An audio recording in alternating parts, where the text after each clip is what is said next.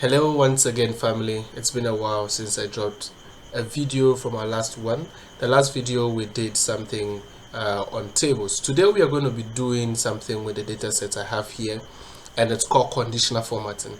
So there is a lot of things that we can do conditional formatting, and I personally use conditional formatting in my day-to-day data analysis. I use it in my Power BI analytics tool, and as well as Excel.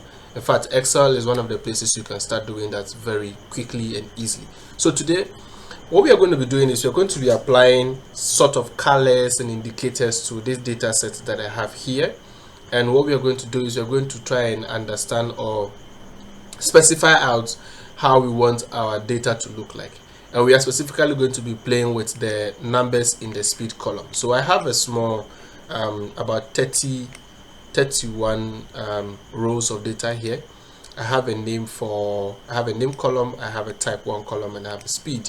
Okay, so these are simply a little data set that I picked from online for us to work with. Now what we are going to be doing, like I said, is to add some sort of indicators to the speed or the value section. Okay, and we're going to be using conditional formatting for that. Before we get into that, I would like to say thank you very much for your support across all channels, day in and day out. I've received quite massive feedback on everybody who have watched my videos, and I want to thank you very much for giving me that opportunity to keep doing these videos and also keep helping each and every one of us to understand what data analysis is and to love it.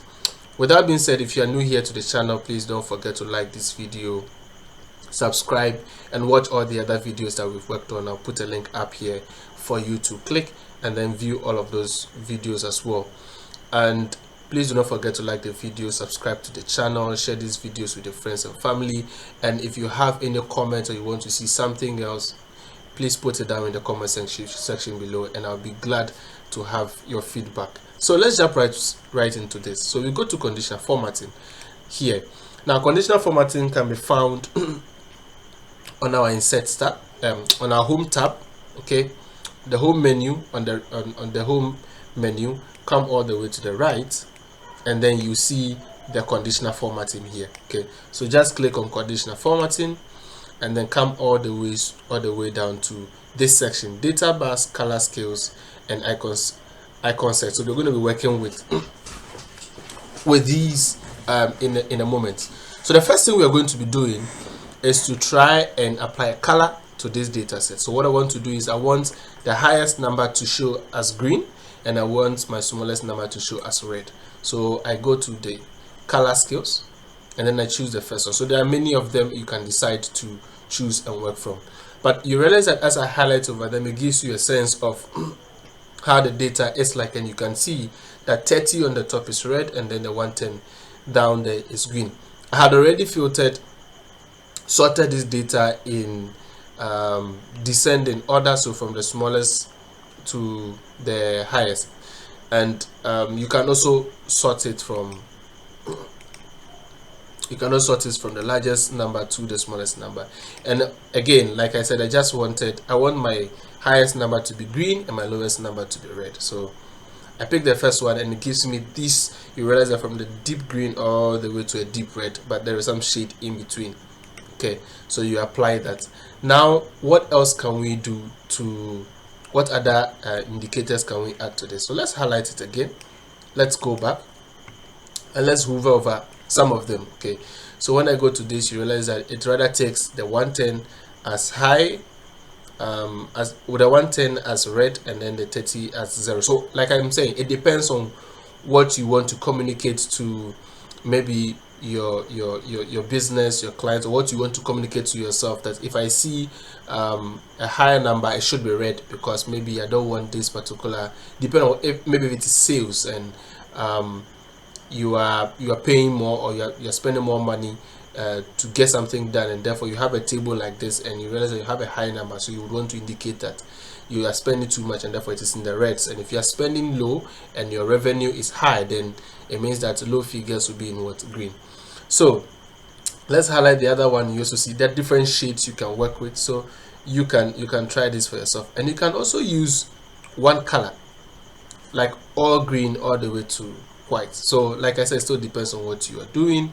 It can be vice versa this way as well. You can add a bit of colors to it. So I will stick to the first one, and then let's go another one. Now I also want to add icons. So for example, I want to communicate maybe a certain range of numbers would have an arrow pointing up, a certain range will have arrows pointing down. Okay, so you go to icon sets and then you find these. So again, once again, you see when I hover over them, you find out that there are, so just you realize all the greens are pointing up, all the reds are pointing down, the yellows are in between depending on the numbers that come after each other. So you realize that from 80 here, 80 is higher, 70 is higher than 75, so it has categorized all of these as maybe a normal middle number, and then anything from 60 and below to 50, it says okay, it's dropping down, and then anything after 50, then it says it's all the way down. Okay, so you can have these color codes to your data to make it nice. Okay, so let's try one last one, and then we see what we can put there. The last one I want to do is using the gradients tool. Now before that, let's clear all what we have here. To do that, come all the way to down, come all the way down, you see clear rules, and then do clear from this table, or clear from the entire sheet, or clear from selected cells. So these are selected cells. The entire sheet is the whole sheet that you are seeing. If you had applied so many colors or conditional formatting across the sheet, you can clear it if you made a mistake, or just on the table. So I'll use table. Now let's go back again, let's highlight this, and then I go to conditional formatting and I use data bar. Data bar is one of my favorite because it gives you, if you can see, it gives you, let's take a match. Yes, let's choose this and let's open up a bit. You realize that it gives you some sort of systematic range. It's calculating. So the 30 down here, the 30 you see down here is calculating its ratio in proportion to the 110 here. Okay, so it's like it's looking at the highest bar, and per the numbers in the range, it will tell you okay, this amount of bar out of the 110 at the top is proportional to that. So you realize that you can use this particular data bar also to tell a lot of stories with your data, and I personally use a lot of data bars.